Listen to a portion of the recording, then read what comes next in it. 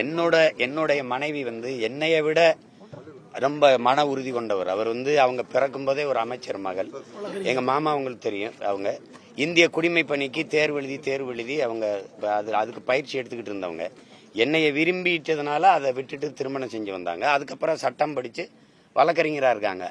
அவங்க என்ன சொல்றது, என்னையே விட சிறப்பா பேசுற பேச்சாளர் எங்க மாமாவுடைய மகள். அதனால அவங்களுக்கு இதெல்லாம் சாதாரணம். அவங்க எப்பவுமே ரொம்ப துணிவா இருப்பாங்க. இதெல்லாம் எங்க வீட்டுல விவாதிக்கவும் மாட்டோம், பேசவும் மாட்டோம். எங்க பிள்ளைகள் எங்க குடும்பத்தில் இருக்க யாரும் இது குறித்து கேட்க மாட்டாங்க, பேசவும் மாட்டாங்க.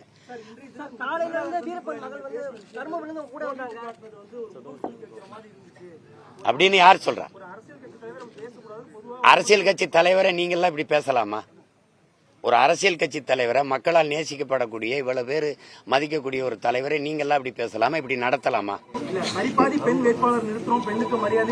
அதனாலதான் நீங்க என்ன மதிச்சீங்க? அதனால நீங்க என்ன மதிச்சீங்க? என்ன பேசிட்டேன்னு சொல்லுங்க. நீங்க ஏதோ ஒரு பெண்ணை அப்படியே தூக்கிட்டு போய் நான் வன்முணர்வு செஞ்சு கதற அப்படியே வன்முணர்வு செஞ்சு விட்ட மாதிரி நீங்க பண்ணிக்கிட்டு இருக்கீங்க.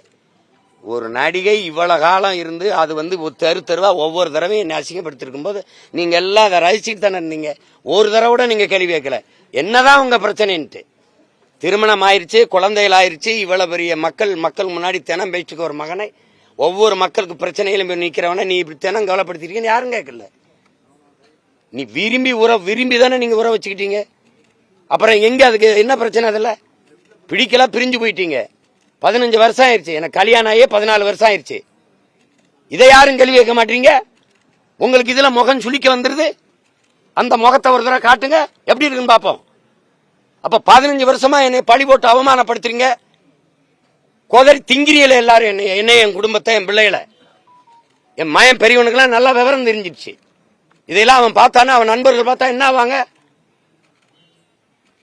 அதுல உங்களுக்கு முகம் சுளிக்க மாட்டேங்குது.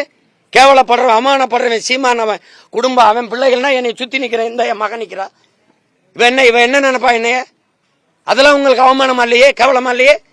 அந்த முகத்தை ஒரு தடவை காட்டு பார்ப்போம் எப்படி இருக்குன்னு. அதே என்னைய சொல்லும் போது சிரிக்குத முகம், நாங்க என் ஆதங்கத்தை சொல்லும் போது அப்படி சுளிக்குது. என்னையா உனக்கு வந்துருச்சு? இந்த திமுக இருக்க ஒரு தலைவன் இத பத்தி பேச தகுதியோட இருக்குன்னு சொல்றா, ஒருத்தன் சொல்றா பார்ப்போம். ஒரு தலைவன் பாலியல் குற்ற வழக்கு, என்னையா குற்ற வழக்கு? என்ன பாலியல் குற்றம் நிரூபிக்கப்பட்டிருக்கா? விரும்பி உற வச்சுக்கிட்டு போனவ அவ. சேட்டை பண்ணிட்டு அலையக்கூடாது. முகம் சொல்லிச்சா சுழிச்சுக்கிட்டு எனக்கு என்ன? எவன் சொல்றான்? காலங்காலம் அதை பேச்சுக்கிறவன். இந்த திமுக அல்லக்கை பயில இந்த வாடகை வாய் நாய் பேசிட்டு வேற பேசுவான். அதான் தெரிவிக்கல இல்ல, அதான பிரச்சனை. இப்போ காலையில இருந்து வீரப்பன் மகன் உங்களோட இருக்காங்க,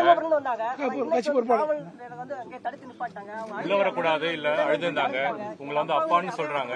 அவர் தான் எங்க அப்பா மாதிரி பாக்குறாங்க. எப்படி பாக்குறீங்க? என் மகதான்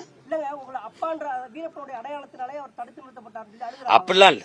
இல்ல அவங்க சொல்லிருக்காங்க, அவங்க பேட்டியை கொடுத்திருக்காங்க. அப்படியா? அவங்க அப்பான்ற பேர்ல அடையாளத்தால உள்ள விட மாட்டாங்க அப்படின்னு கொடுத்திருக்காங்க. என்னடா மலை தடுத்தாங்களா? அது மட்டும் இல்ல முத்து, தாட்டை திரும்ப உள்ள விடல சொல்லுப்பா. தடுத்து நிறுத்தினாங்க. சில அடையாளம் மட்டும் தடுத்துக்காங்க. துறைய உள்ள அந்த பொண்ணு யாரு? இல்ல அது வழக்கை தேர்ந்த வழக்கறிஞர்கள் இருக்காங்க, அவங்க பாத்துப்பாங்க.